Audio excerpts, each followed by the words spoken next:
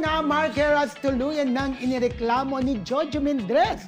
Ayon sa manager ni Jojo, formal na nagsampa ng kaso ang businessman artist daw sa issue sa pagkakautang na malaki sa kanya ng dancer. Matatandaan na noong mga nakaraang lamang ay solid pa ang kanilang samahan at may pa-surprise na bulaklak at beso pa nga si Mark kay Jojo sa isang event para ipakita nito ang kanyang suporta. Samantala, wala pa ng pahayag si Mark ukol sa isyung ito. Oh, kasi hindi Wala si pang Mark- pahayag ang dancer. Oh, dancer pala, talaga. si Mark po kasi, hindi lang siya talaga dancer. Mas kilala siya as As an actor. Yes. Pero magaling siyang sumayaw. Correct. Diba? Siya nga ang bad boy ng dance floor.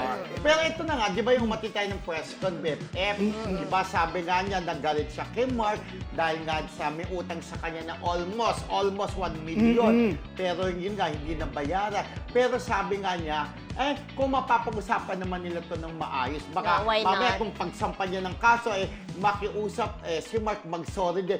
Malambot naman puso niya ni Jojo. Kaya naman niyang patawarin si Mark. Mabait na tao yan. Kung diba? halimbawa man, Kung makiusap. humantong sa ganon, kakasuhan, ganon. Pero feeling ko hindi naman lalalayan Dahil kilalang kilala ko si Jojo Mendrez, napakabusilak po ng Napaka-soft, may puso soft spot. ng taong yan at napakabait. Kaya feeling ko, hindi niya gagawin kay Mark yan. Oo, Baka- parang feeling ko nga naghihintay lang yan ng ng lambing or ng apology from Mark. Babayaran na kahit Oo. pa paano yung konting utang, konti-konti bayaran, di ba? Pero ito nga, totoo po na pumunta ng Kamuning Police Station si Jojo Mendrez kasama ang kanyang mga manager. Ito ngayon ang tanong, yung bang pagpunta nila ay kinasuhan na ba? Nireklamo na ba si Mark Heras? O iba ang ipinunta O, doon? ibang pa. Pwede Pero rin. marami ang nagsasabi na baka daw kay Mark Heras yun. Kasi di ba sila may issue ni Mark Kasi meron pa nga di umano na sinabi si Mark kay Jojo na alam na kung Delikado ano nga man din yun. Delikado sabihin. yun nga Diba? Pero yun nga, gaya nga nasabi natin friendship, kung sakali ba ay didemanda, maayos din naman. O baka hindi naman ituloy yung demanda, di ba? Pero alam mo, Knowing Jojo. nakakapanghinayang, di ba? Sabi ko nga, after all the loving and caring, biglang napunta sa ganyan, no? Pero ako Talagang nang- Parang Wala naman parang yun, kanta ano. pala no, after all. Okay, Pero di ba? And the laughter naman yun. Caring naman yun.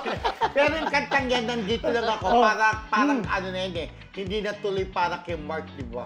O, tignan natin. Kaya ring- Halimbawa man, dumating sa ganon, di ba? Kinasuhan niya si Mark. Ngayon, nagdidelikado si Mark.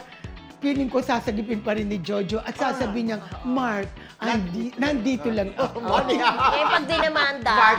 si Jojo din nakukuha ng abogado ni Mark. Parang ganun. Mark. Hindi naman. Hindi naman siguro. Oo. Pero maayos din yan kung ano man, di ba? Sana lang yung mag-usap sila ng masinsina since may pinagsamahan naman yung dalawa. Correct. Basta Correct. ako, pinapakinggan ko palagi ang song ni Jojo Mendrez In na nandito fairness, lang ako ng Star Music. Ang ganda ng melody, di ba? Yes. Ang ganda ng lyrics. Madaling tandaan. At saka yun po ay talagang Paano nga? mapapakinggan niya. Paano nga? Sige. Nandito lang ako, hindi kita iiwan. Ay, alam niya. Nandito lang ako, hindi ka papapayagan. Ay, bongga Di siya. ba? Yun ang lyrics, di ba? Ang ganda Pwedeng ng may, message. pwedeng may Nandito lang ano, ako, hindi kita may iiwan. lambing ng Nandito ako, konti. hindi ka Yung may lambing ng papabayaan. konti yung pagkanta mo. Di ba?